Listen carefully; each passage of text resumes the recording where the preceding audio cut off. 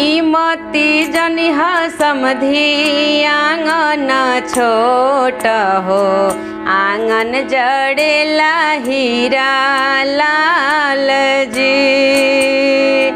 आंगना के मालिक हवे वीरेंद्र पापा, तिलक मांगे 9 लाख जी।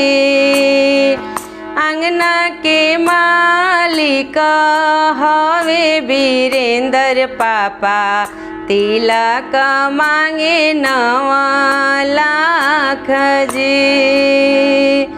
चौका पर बैठेले रबिया दुल्हा, पापा पापा पुकारेले। चौका पर बैठेले रबिया दुल्हा, पापा पापा पुकारेले। दीना पापा हमें के आशीष चौक हम बैठबिए। दीना पापा हमें के आशीष चौक हम बैठबिए। पानावा ऐसन बाबू पसरहु, फुलवा ऐसन गमक हुए।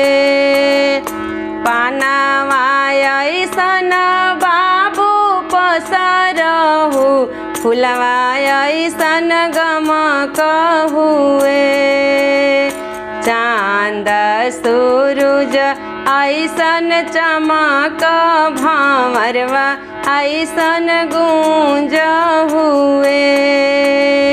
चांद सूरज ऐसन चमक, भंवरवा ऐसन गूंज